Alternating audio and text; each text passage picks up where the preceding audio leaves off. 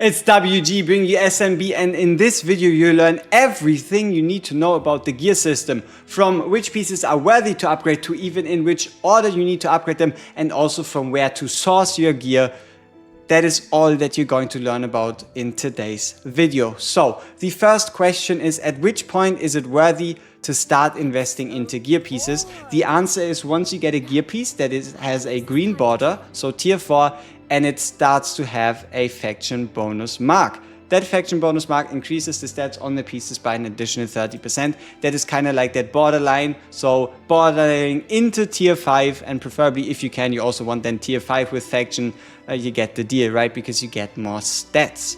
Now let me show you something interesting, and that is, if we want to enhance this piece, and let's say we put in a level 0 piece, you see how this gives us 800 experience, right?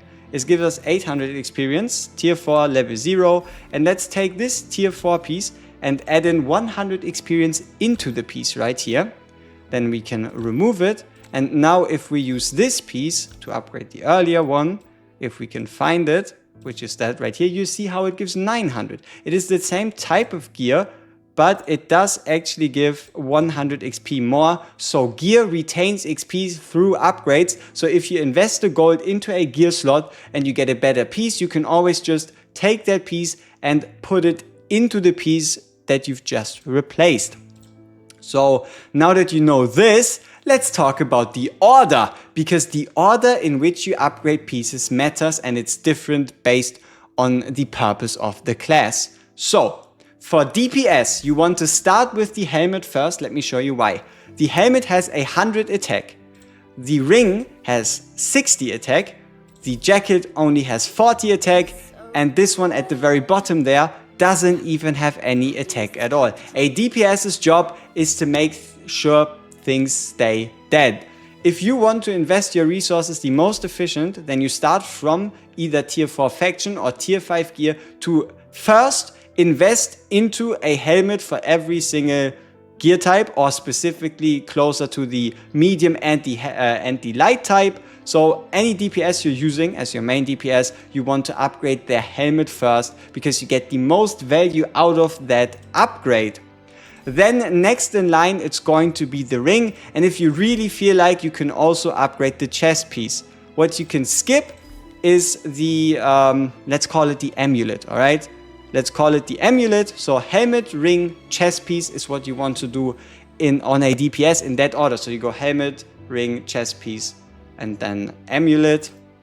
Now if you talk about a support, or basically anything that's not a DPS, a support or a tank specifically, you want to do it in exactly the reverse order. Because what you're going to notice is that this amulet has by far the highest HP set, as well as then, for example, magical and physical, magical defense.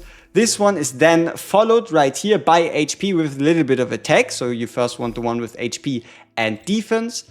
And then you want to do the ring, where you get even more defense, but it is first the amulet, then the armor, then the ring, and the helmet you can skip for most tanks / units that aren't meant to do damage, right? Anything that's not a main DPS or sub DPS, you don't need to upgrade the helmet. So it's the reverse order between the two. So 1, 2, so you go 1, then 2, 3, 4 on the DPS, 4, 3, 2, and 1 on a non-DPS. So that's what you need to know about these gear pieces. And then also be careful. Like for example, we have this medium piece. Let's pick a good one. Let's pick a good one to upgrade. You can see most of ours aren't really upgraded because I spent my gold elsewhere.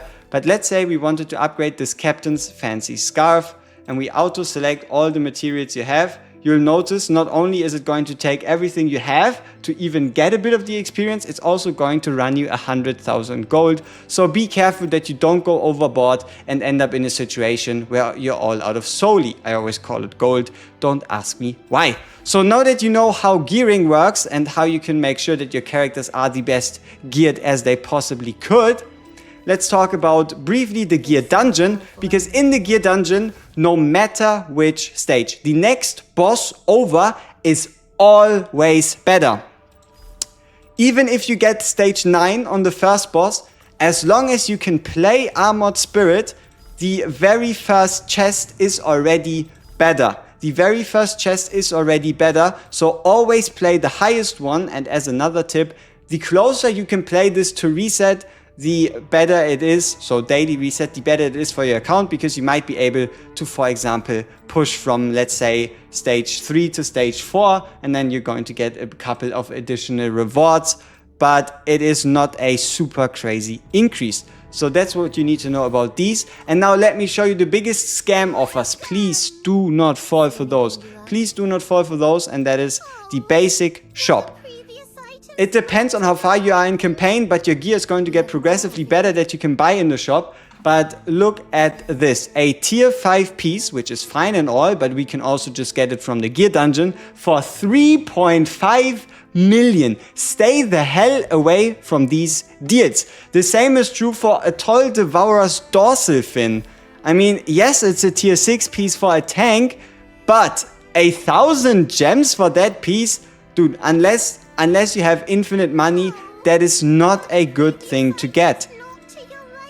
Same is true for the arena coins. I mean, look at this. It is tier 4 pieces. This obviously needs to update to something that matches your current progression. Spending 3k on a tier 4 piece, it is not quite enough. So stay away from the gear in the shop. Get your gear from the gear dungeon. Follow the update guide on making the most out of your pieces. And as always, we see each other in the next one. If you're interested in more talking, we have a live stream every single day, as well as also a Discord in the description. Bye bye.